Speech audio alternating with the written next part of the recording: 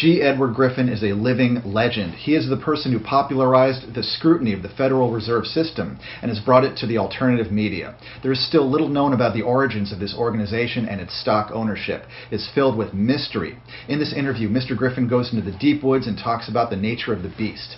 Never has PortfolioWealthGlobal.com put such an extensive PDF report, along with our guest, on his most important notes and points. Make sure you look at Mr. Griffin's entire body of work, which includes amazing scoops at an exclusive report we put together at PortfolioWealthGlobal.com/Griffin. Go there now. Enjoy the interview.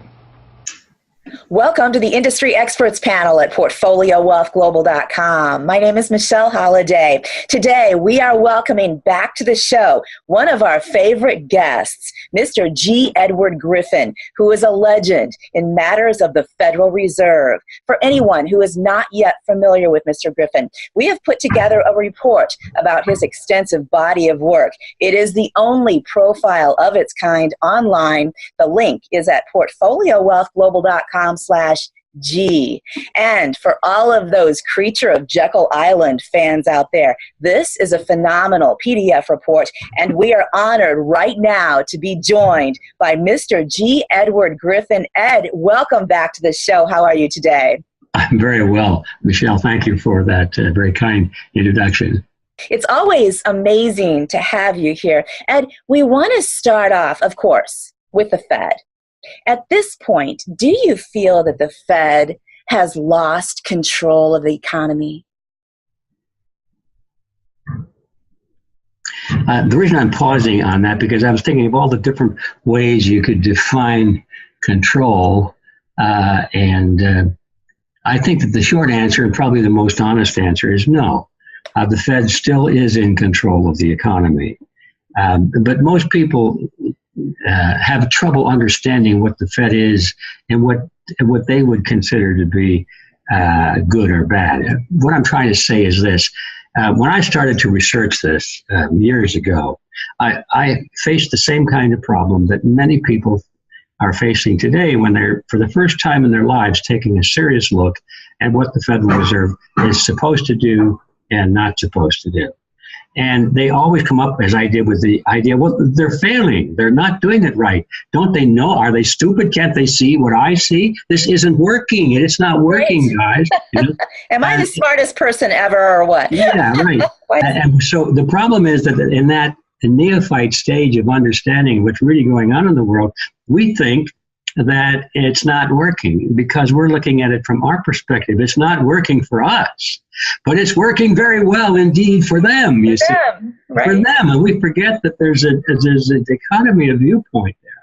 So when we say they've lost control, usually that means, well, things are not going right. See, the economy is going cattywampus. It's failing. People are out of jobs. They're homeless. Don't you see? They've lost control. No, they haven't lost control. That's exactly what they want to see happen, because that's, well, for reasons we can get to later on, this is very much part of the plan. So my honest and short answer is no, they have not lost control. I certainly hope that because of our efforts, they will lose control someday soon, because as you well know, you've read my book, my view is rather harsh on this. I think that if we don't abolish the Federal Reserve System, the Federal Reserve System will abolish America, will abolish us. It's really a life and death struggle. You know, Ed, it just seems like we have red lights flashing danger all around us, really, at this point in time. Real quick, I want to touch on what's going on with Congress. We've had AOC, Alexandra Ocasio-Cortez, with her Green Deal come up. And I really want to get your take on this, because this is very current. It's a $40 trillion deal over the next 10 years that they're sort of couching as a Green Deal, but it's supposed to be 70% taxation on the top 1% of wealth, which only makes up for $2 trillion. So where is the other $38 trillion going to come from, and what do you make of this? Well, the other amount of money isn't going to come from anywhere because it's not going to happen. Right. I mean, people can come up with these wild fantasies, and they can say, well, I can live forever.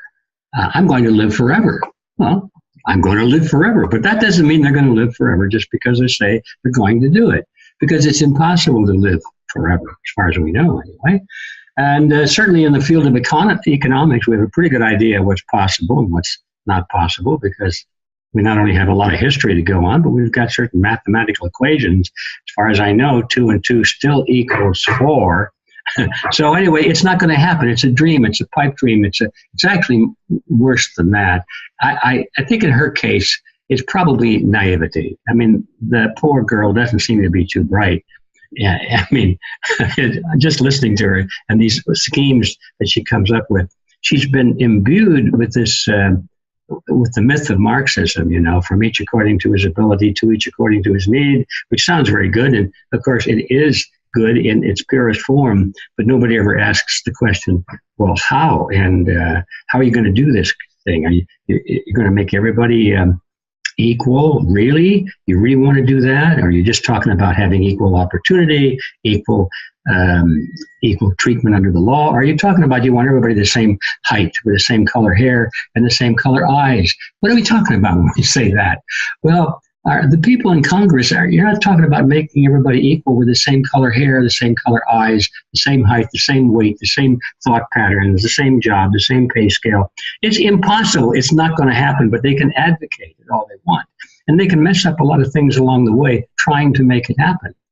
So you asked me my take on that. That's part of it. I think it's really kind of silly. And I don't think that even the most politically naive person, and there are a lot of those out there, I used to be one of them, and not very many people take that seriously because they know instinctively this is nonsense. This is a pipe dream. And it wouldn't even be good if it were possible. Wouldn't it be terrible if we were all exactly alike? My gosh, that would be horrible. Well, right, it's just so extraordinary that the media is embracing it. The entire Democratic Party is embracing it. Mm-hmm. It's just, it's an extraordinary sign of the times, I guess. So, yes. Well, it's not just so much extraordinary, because it's not really extraordinary, because it's been going on for a long, long time. The Hegelian principle is an important thing for people to understand. If you want to, in politics and in social engineering and opinion engineering and all that sort of thing, which is necessary in our day and age, where people like to think that they have control over their own political destiny. They get to go to the polls and they vote. So they think, well, I'm voting, and therefore everything that happens, well, that's my fault because I voted for it. So I have to accept it. I have to like it. It's kind of one of those brain games they're playing with us now. What the people don't realize is that they're voting on a debate that's been perfectly organized ahead of time. There's not really a debate. We do A or B, but we don't have an option to do C, never discussed, and C is where the solution is. We're going to vote Republican or Democrat. Well, is that our only choice? Is we had to vote for, the two teams that are both owned by the same billionaire? You lose either way. This kind of a thing goes on all the time. So, but the issue is that people, even the most naive political person, understands that these issues that are being discussed, like you're talking about, are not real. They're not going to happen. And I think it's just kind of a diversion, because there are some very serious issues going on daily as we speak. The Federal Reserve is one of them. Our monetary system is one of them. Our sovereignty is another one. We're surrendering our sovereignty by the day. International treaties and the educational system is conditioning young people to think that we really should get rid of all national boundaries because we live in a new world now. We should have a global government. And these things are big. These are going to affect our lives. These things can happen. And they are happening. It's not this fantasy world of, gee, we're gonna put a chicken in every pot and a car in every garage. It's not going to happen. But these other things are happening.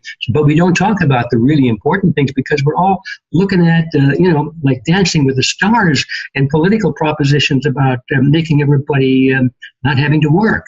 So I think it's not altogether stupidity. I think there's kind of a little bit of strategy going on there, and I think the media is definitely complicit in this. They want to keep us distracted with these silly things.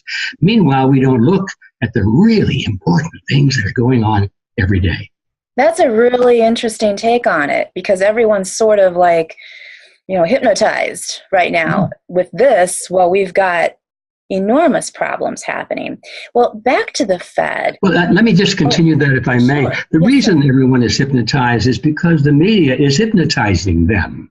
If the media didn't hammer this day in and day out, morning news at night, all the newscasts, all the commentaries, it's because every time you go to the controlled media, that's what you get. You are hypnotized. It's a good phrase. Now, if this were a really free media environment, you'd be having people talking about other things as well. It's not, if you've noticed in the media, it all moves together. I don't care what channel you go to, ABC, CBS, NBC, Turner. I mean, all of these, now even the, Facebook, YouTube, every place you go for information, it's all the same thing. Well, that didn't just happen. And it is a form of hypnosis. I think it's a great analogy. That's very interesting too. It's the same topic. Fox may have a different take than CNN, but they're all talking about the same thing. The same thing, yeah. Mm-hmm. Interesting. Okay, now back to the Fed. Originally, the Fed's mandate was to keep unemployment levels stable and low, and the same with inflation. But in recent years, it seems that they're more interested in making sure that their elite, wealthy friends are seeing a rising stock market. Is the Fed at the mercy of the markets? Because 3 months ago, it was said that interest rates were a long way from neutral. But just recently, we've been hearing about the need to probably cut rates and pause hikes for sure. It almost seems like they do not have a clear plan. What are your thoughts? Well, I do have some very strong thoughts on that also, and they're parallel in many ways to what we were just talking about. You get the idea that I see that the real world in which we live is not at all like how I was taught when I was in school and how I viewed it as a young man. It's not at all like it's presented on the news media. You mentioned the market. So when we use the word the market, we assume, most of us assume, that that word implies a free market. It means it's an entity of its own, has its own will. And you ask, is the Fed controlled by the market? I think the real question is the market controlled by the Fed? And in fact, it really is. The market no longer is what we used to call the free market. It does not respond to the forces of supply and demand because those have been preempted. The Federal Reserve created this, this little committee that I think they call it the anti-crash committee or something like that. I've forgotten what it was. And they deliberately interfere in the market with huge transfers of money. The Fed, is, when we think about the Fed, I think it's important for your viewers to understand the Fed is not a government agency. No way is it a government agency. It pretends to be. And a lot of people think it is. But it's a cartel. It's no different than a banana cartel or, an oil cartel. Except it's a banking cartel. It's an association of banks. And all of the major banks in the United States are members of this cartel. They call the cartel the Federal Reserve System. And it seems like it's a government agency because when they wrote the cartel agreement on Jekyll Island, which is why I call my book The Creature from Jekyll Island, private island off the coast of Georgia, back in 1910, when they created the Federal Reserve, on that island in a private meeting that took place there, they created the cartel, and they created the cartel agreement, and then they took it to Congress, and over the next 3 years, they sold it to Congress. And if you can imagine in your mind, what they did is effectively take a big fat eraser, and they erased the top of the page where it said cartel agreement, and they erased that, and then they carefully wrote in Federal Reserve Act, and they passed it into law. So what we have now is a law passed by Congress that in essence is a cartel agreement. So now a cartel agreement, which has nothing to do with the government, has the force of government behind it because it was passed into law. So now you and I, if we violate the terms of this cartel, we go to prison. And therefore we think, well, only government can put us into prison, right? Well, that's true. But it leaves open the question is, who captured the government? And there lies the answer. So it was originally called the Cartel Agreement. No, I said it was figuratively speaking. They knew they were drafting legislation, but the essence of it was a cartel agreement. They agreed how to control their own industry.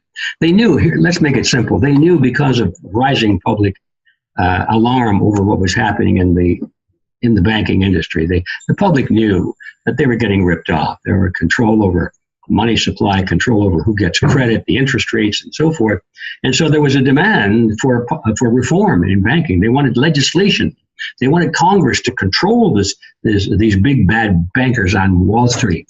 And so the banks realized that there was going to be a law to control their industry. And wisely, they decided, we're not going to just sit here and let some yokels from the hinterland draft legislation to control our industry. We will draft the legislation to control our industry to our specifications and make it look like it was a means of, putting us under the control of the political system. But in reality, it was the other way around. They were putting the political system under the control of the banks, but they did it in this very clever way of putting it into legislation. And then, of course, all they had to do was get the congressmen and the senators to vote for it. And so that history. It's quite a fascinating way in which the banks became psychopoliticians, not only bankers, but very clever psychopoliticians. They knew how to manipulate public opinion, and they knew how to get Congress to do what they wanted to do. So back to the question, what we really have is a banking cartel. And so what does a banking cartel do? Well, it is designed like any other cartel to advance the interests of the members of the cartel, period. Now, the Congress, the chairman of the Federal Reserve occasionally goes before a committee of Congress and he has to testify. And they got all these congressmen up there, or senators in some cases, and they're asking him questions. And you get the impression, well, look, those people up there at the dais, they're in charge, right? And the chairman sits there and he answers questions. And he says, yes, sir, no, sir, and there's the answer. And sometimes they'll ask him, Mr. Chairman of the Fed, and Mr. Chairman, when are you going to release the data on such and such an issue? And he'll look at this guy. He says, no, we're not going to do that. What do you mean you're not going to do that? Don't you have to report this to Congress? No, we don't. And it's true. If you read the cartel agreement called the Federal Reserve Act, they do not have to do anything that Congress or the president says. They are an independent body. They are the source of decision making. They determine policy. Now, it's true they have to report now and then to Congress, but they don't have to tell anything that they don't want to. They are in charge. That's my point. And once you get that picture, then everything clears up, because now we understand that they're not making mistakes.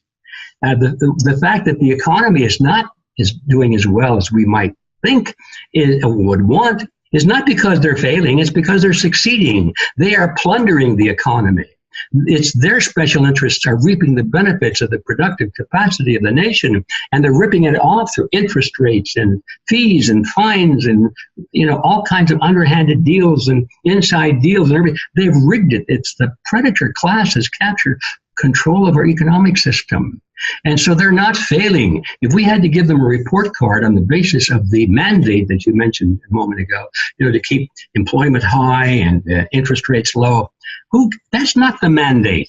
We think it's the mandate. The mandate really is to bring profit, maximum profit to the banking industry. That's the mandate, but they don't tell anybody that, because then people would say, hey, I don't think we need this thing called the Fed.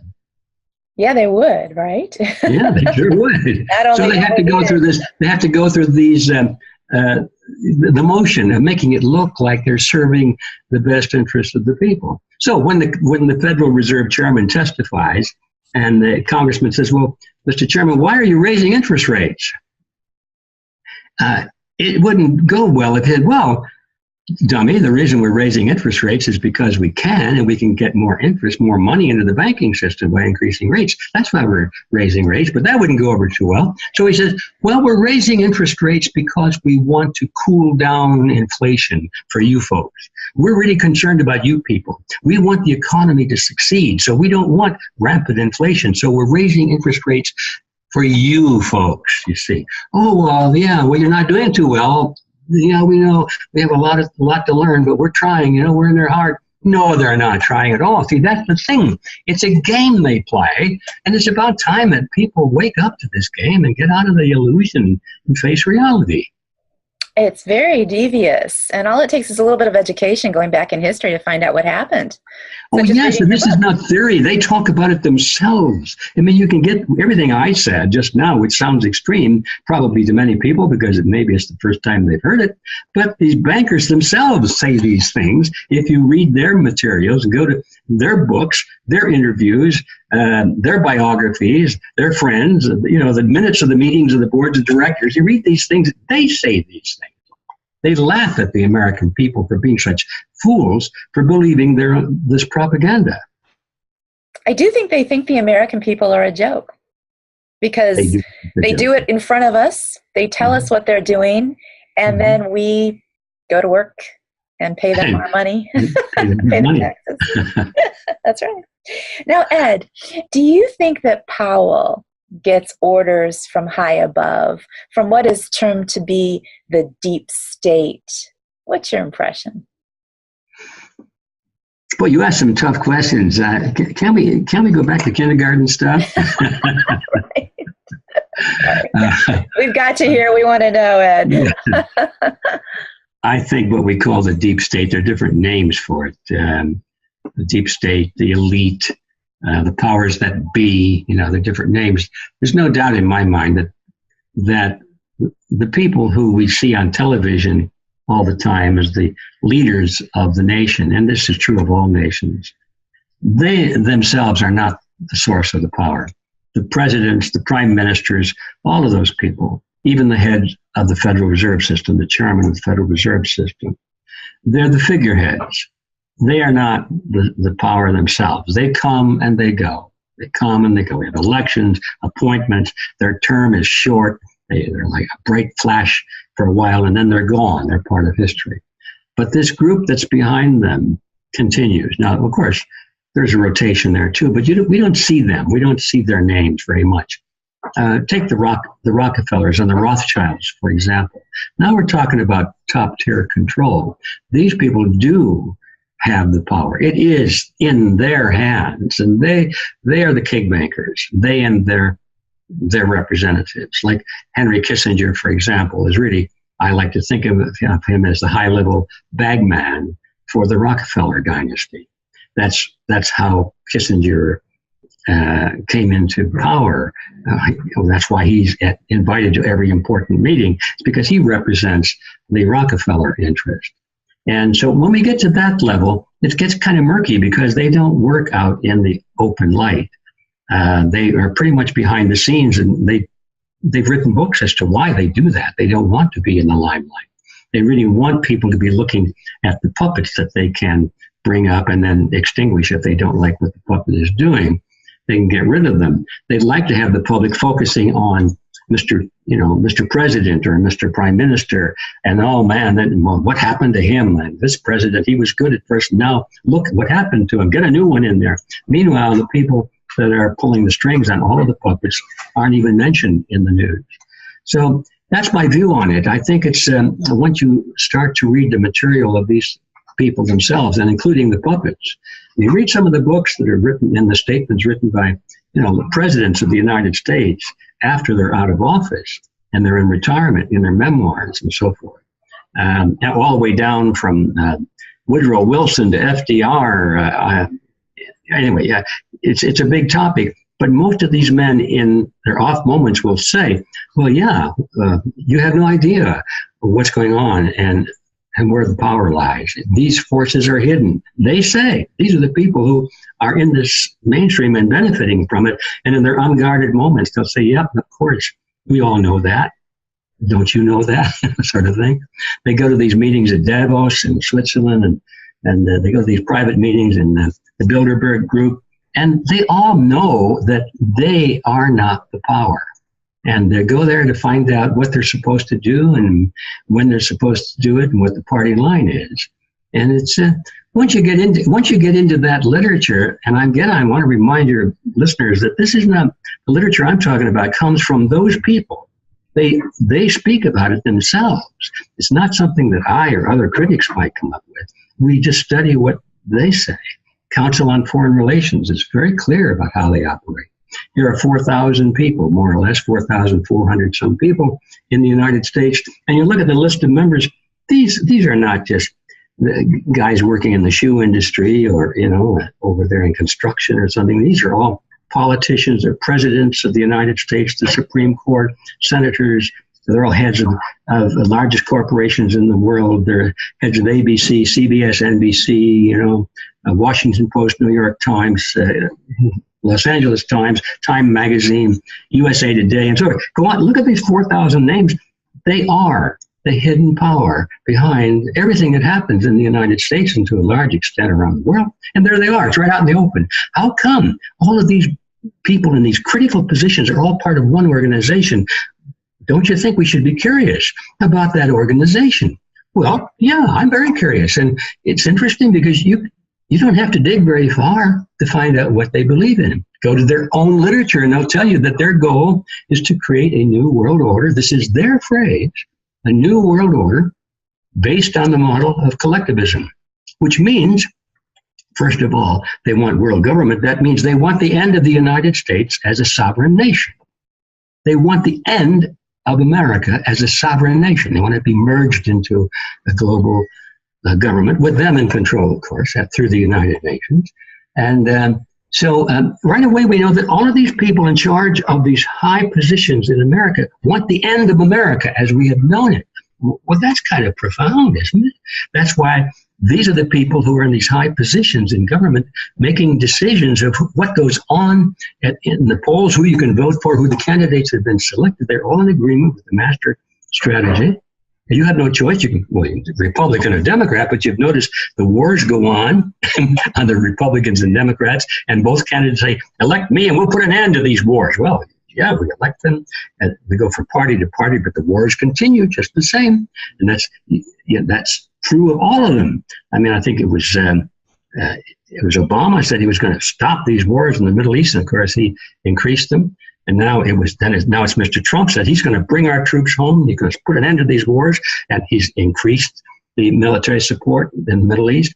They've all said, yeah, the Federal Reserve is terrible. Look what they're doing to the economy. And they all support the Federal Reserve once they're in office. Wake up, everybody. Don't you see that the scam is unfolding before your eyes?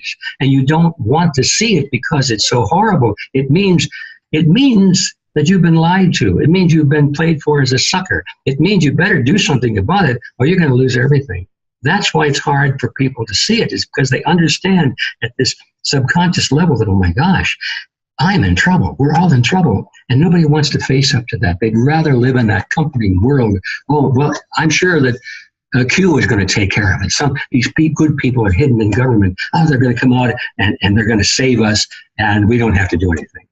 Well, I told you I was going to ramble a lot, and now I'm proving that point.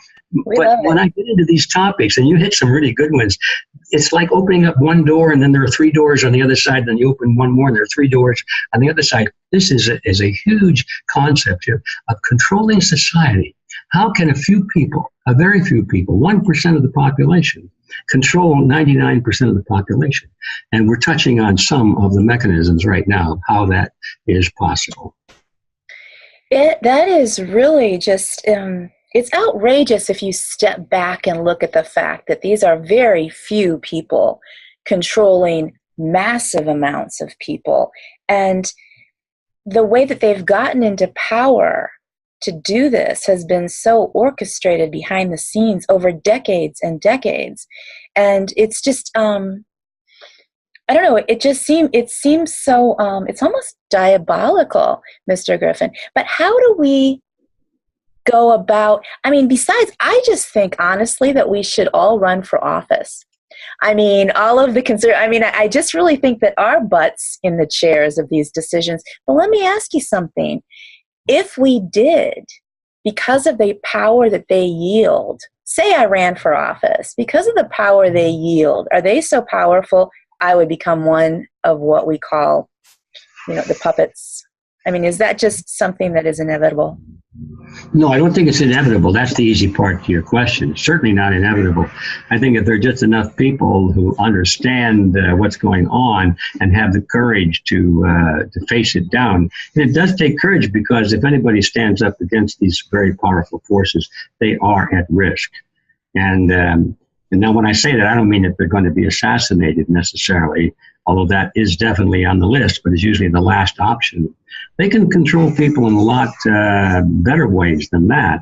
First of all, I've studied this, how they operate, for a long time.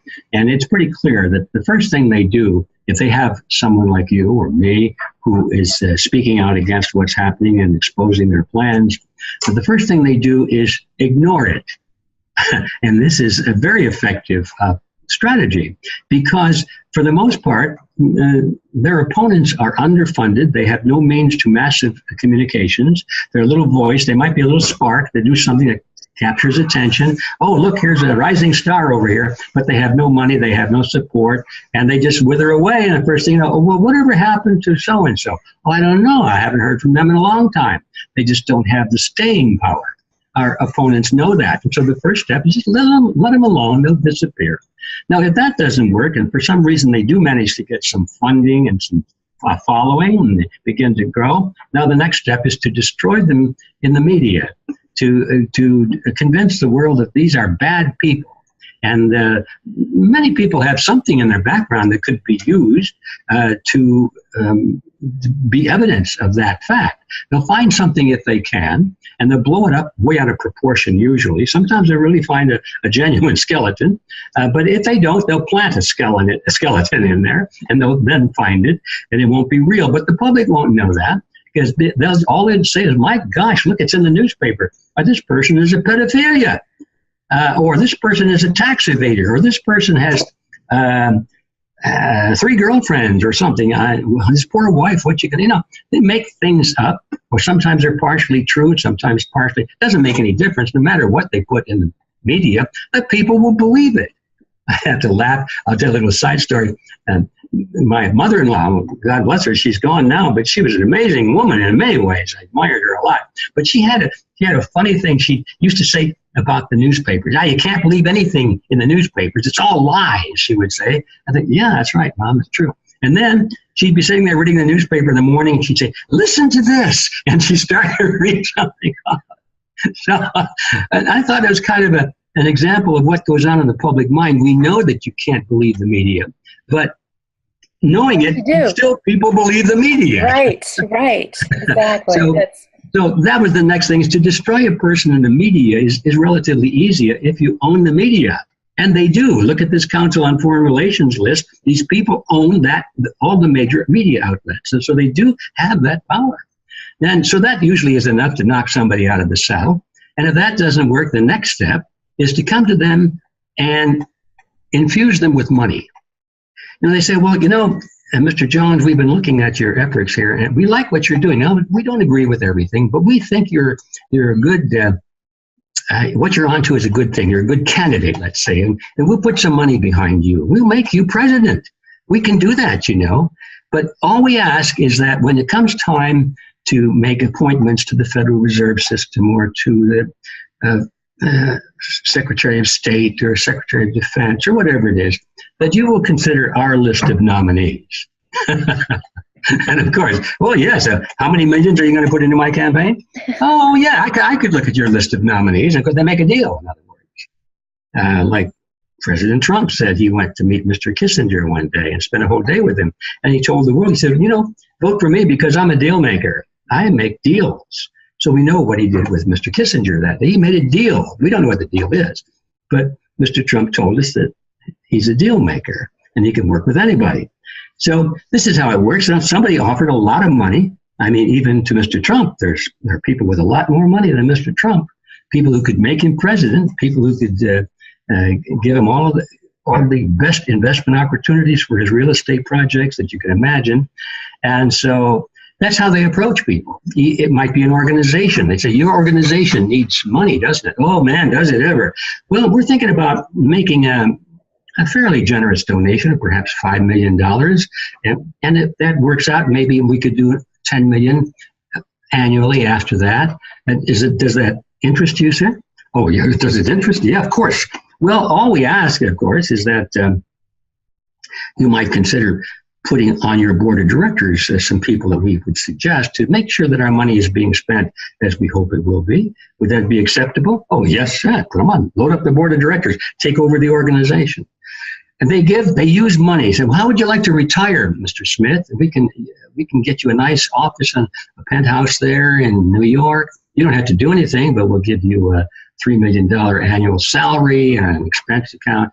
And you just keep your big mouth shut. How's that sound? Oh, that sounds pretty good. I'm tired of this battle anyway. So my point is, the next step is to use money to get people out of the way. And if that doesn't work, well, then the jackals might show up and the game gets a little more rough. So you know what you're up against when you go into these battles, but if you really care, if you have that crusader gene that some of us have, it doesn't make any difference what the obstacles are. You just have to stand for what is right. So we come back to your question, could you run for office? What would happen to you? Yes, you could run for office, but what would happen to you is they would attack you. They would try to destroy you. And unless you knew that going into it, you might weaken and drop out. So I hope that you do go into office, as a matter of fact, but be expecting a one heck of a battle and don't expect it to be fair. Wow, you really have to be a warrior. A warrior, that's exactly it. Mm-hmm. Exactly. Mm-hmm.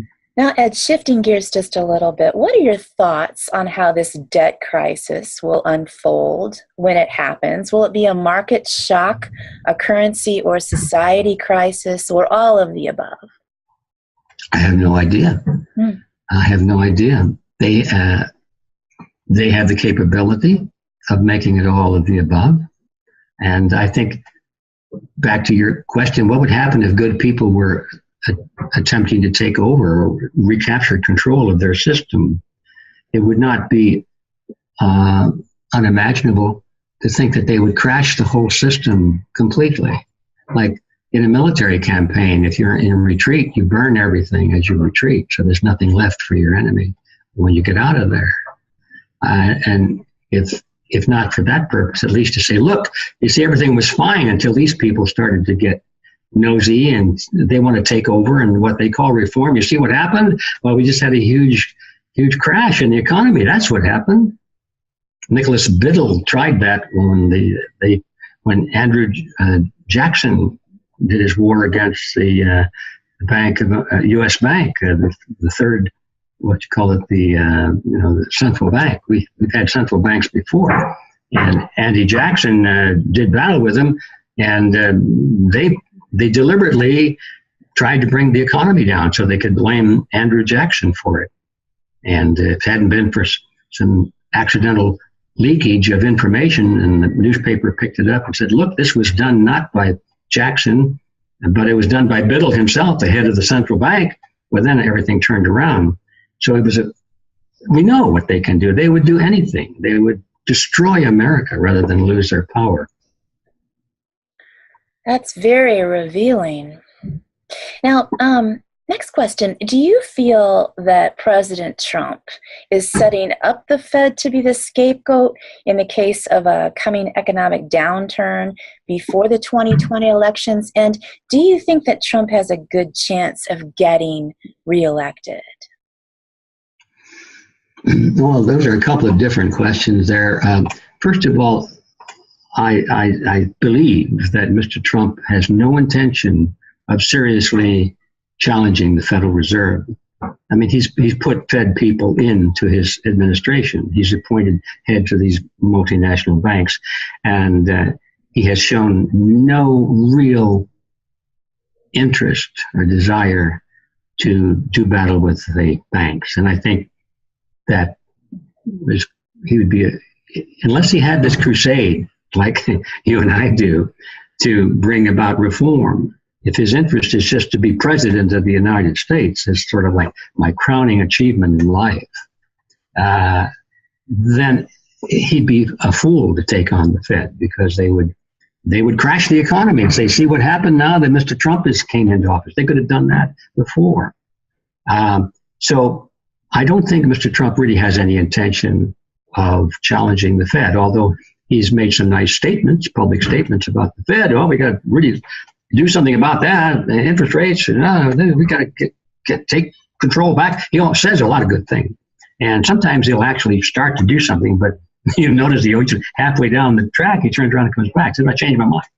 And so I don't have much faith in Mr. Trump, not because he's Mr. Trump, but because he's a politician now. And this is, I know from the way the game is set up, you cannot play this game unless you are a politician and will follow the rules. So I think Mr. Trump is following the rules. And I do know that the rules are that you can't be one-sided. You have to give the public the illusion that there's a battle going on.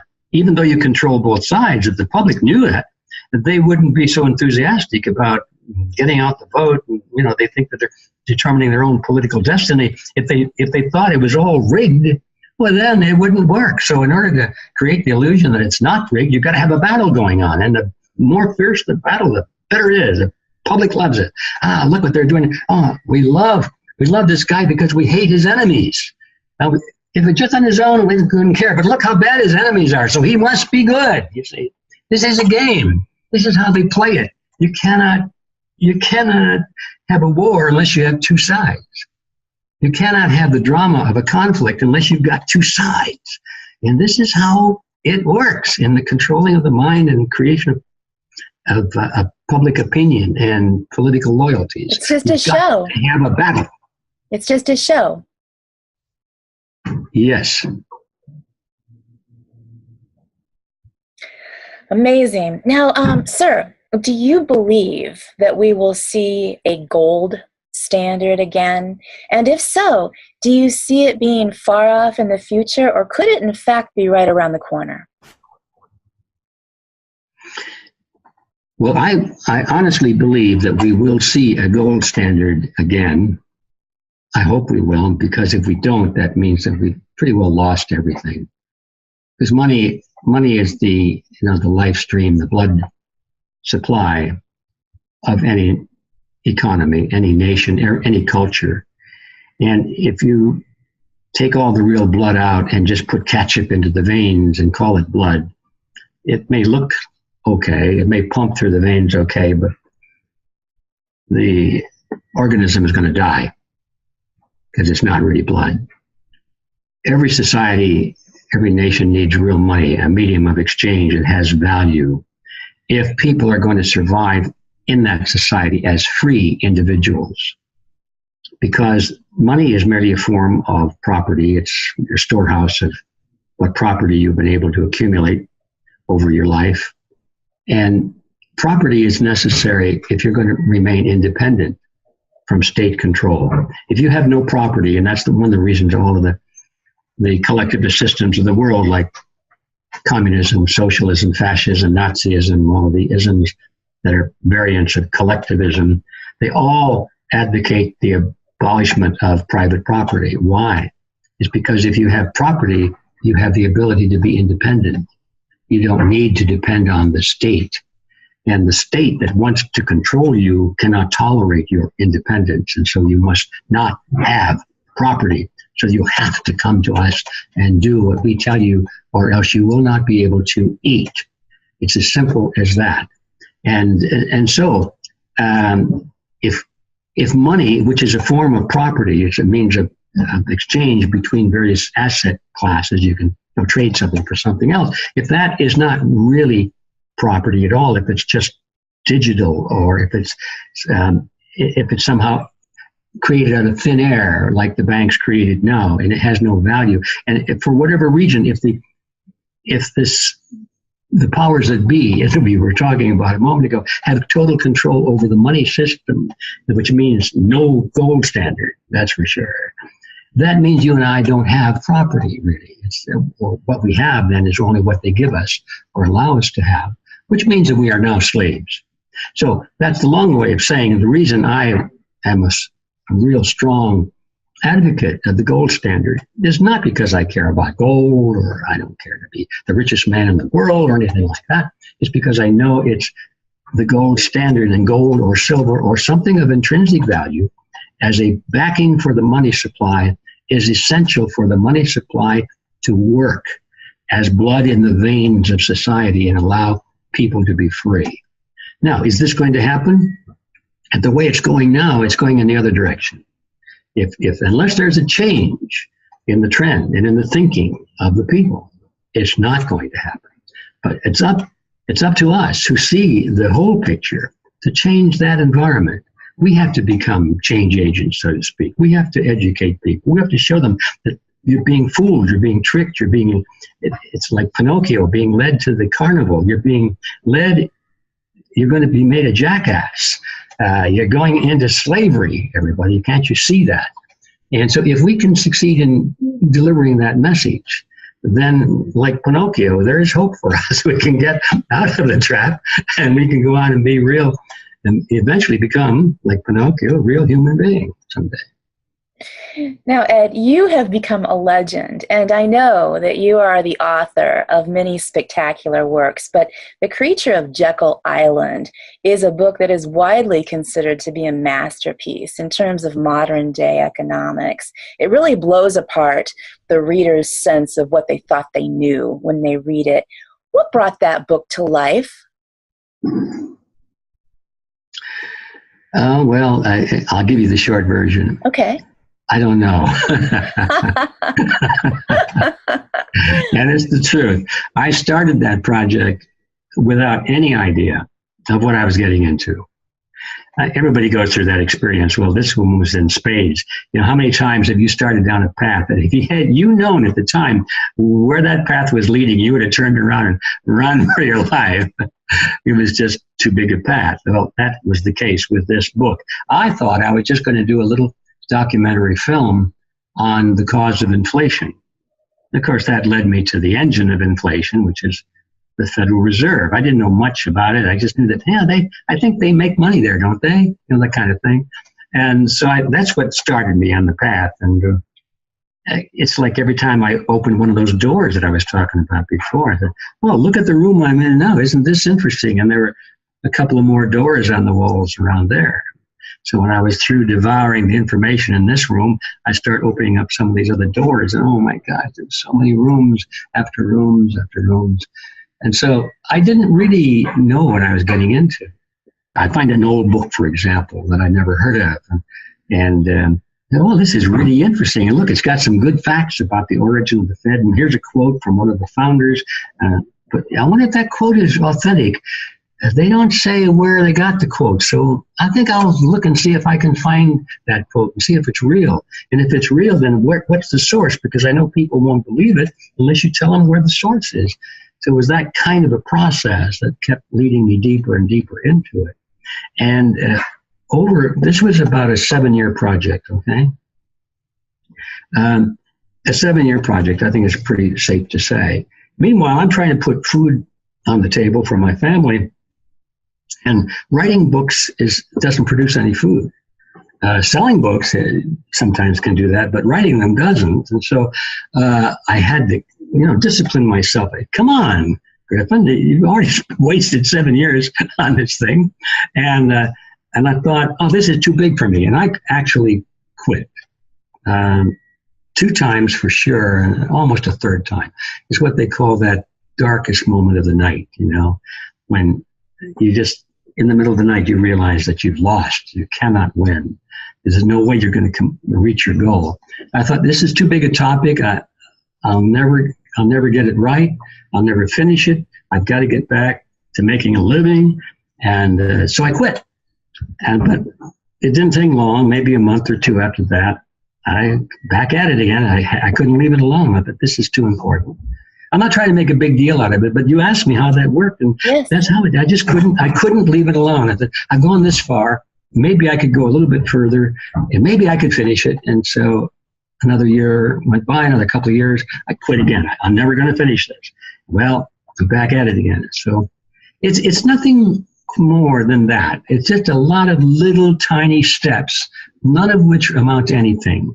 But over 7 years, it's what happened. Wow. It's certainly today, it's a mainstay for many people I know. Ed, it is always an honor to have you on this show. Please tell everybody what you're doing today and how they can follow your work. Okay. All right. Thank you for that, by the way. I always forget to promote my stuff. The people that work with me say, "Hey, you forgot to plug something." Oh, yeah, sorry about that. I'll do it better next time. So, all right. Yeah, what am I doing today? Well, right now, almost all of my attention is focused on something called the Red Pill Expo. It's something that we started to do 3 years ago. Red Pill Expo. Of course, most of your viewers, I'm sure, know about the red pill meme, the saying, take the red pill and wake up, see life the way it really is. So that's what we're putting on the Red Pill Expo.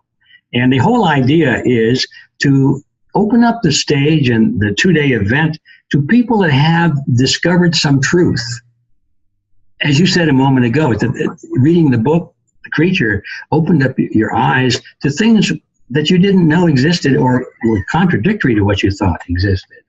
And these are red pills, in other words. And my life is filled with learning, to my amazement and chagrin in many cases, that everything I thought was true on a very important topic like the banking system, for example, or like healthcare, or you name it. It turns out that it's not true at all. It's just the opposite in most cases of what I thought it was. And these are important issues that affect my life. So we thought that there's so many of these out there. Why don't we just have an expo and invite anybody who thinks that they have discovered a truth that is important to not only to them, but everybody else, to come and tell us about it. Now, that doesn't mean we endorse everything that they have to say, but who knows? We might after we hear what they have to say. That's right. Who knows? You have to open up your mind. If you say I'm a truth seeker, that means you have to admit that you don't have all the truths, or you wouldn't be seeking truth. You say, I've got them all. Well, we know that's impossible. So, all right, the Red Pill Expo is going to be held in June 7, 8, and 9 in Hartford, Connecticut. And we've already started on the program. I won't even tell you about it. I'll just say if you want to know who's speaking, we're adding to that list every day. We've got some really big names there. And I'll tell you, people love it, and I love it. I learned so much every time. This is the third one coming up. So go to our website, and it's redpillexpo.org, redpillexpo.org, and you can see who's speaking, what they're going to be talking about, and how much it costs, and where the event is, and there's a lot of testimonials from people that have attended the previous meetings, and they're all pretty supportive. You have huge names there. Really nice. What names do you see? You see Del Bigtree. You see Del? He's going to be there. He's the producer of the movie Vaxxed. There's a red pill. Vaccines. Oh my gosh! I thought vaccines were there to help us. I really did. Well, anyway, I'll be speaking. I'm not sure, but I think I'm going to be speaking on a topic that sounds very dull, but is so exciting, and it's private property.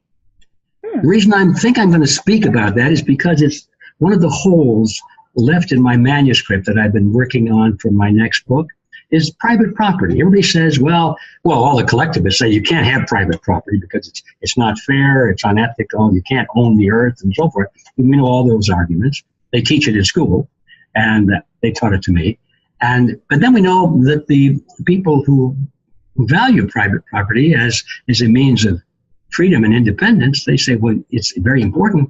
But I've never seen, to my view, a complete analysis of why people believe both sides of this issue and how to evaluate one side against the other. So I decided, okay, now's the time to do that. And I'm getting into it, and I'm thinking, oh my gosh, this is really interesting, even though I thought I knew all about these things. A lot of things I did not know about it. You are an explorer. I'm wondering again, so that's probably what I'm going to talk about. And who else do you see on that list there? Oh, I've seen is Berwick going to be there? Jeff Berwick is going to be there. Mm-hmm. Yeah, I've seen all kinds. We're going to be talking about cryptocurrencies, and those aren't necessarily what everybody thinks they are either. Yes, do tell. Yeah, it's. Wouldn't it be surprising to find out that the very people who we thought were the biggest opponents of cryptocurrency, meaning the banks and the governments, are actually, they can hardly wait for it to come along because they intend to control it. Wouldn't that be a red pill? Yes. Well, that gives you an idea. There's so much out there, and all of this and more will be at the Red Pill Expo. Now, of course, we know most people can't actually go to Hartford in June, but it's all going to be live streamed, and I think it's a pitiful little amount of money. I think it's $25 or something like that. You can watch both days on the internet, and for 7 days after the program, you can watch it again. And so we intend to get the word out to millions and millions of people. An educational. So come to look us up. Right. RedPillExpo.org. Beautiful, beautiful. Ed, thank you so much for coming on the show today. Thanks for inviting me, and I apologize for rambling, but you did tell me before the show that rambling was okay. Rambling is okay, sir, when it's you. It's we want to hear everything you've got to say. Mr. G. Edward Griffin, modern day legend, whose 30 years of extraordinary work is covered in our free exclusive report at portfoliowealthglobal.com/G. For the Industry Experts Panel, I'm Michelle Holliday at portfoliowealthglobal.com. We just released interviews with the man who exposes the deep state and the shenanigans of Washington better than anybody else, Robert David Steele, and I highly suggest going to portfoliowealthglobal.com/Robert. We also released an interview with silver expert David Morgan of the Morgan Report on portfoliowealthglobal.com/Morgan for his best predictions. A Gerald Celente explosive interview, including his key ideas at portfoliowealthglobal.com/Celente. Of course, for the most accurate information on G. Edward Griffin's latest and best, go to portfoliowealthglobal.com/Griffin. It's essential reading.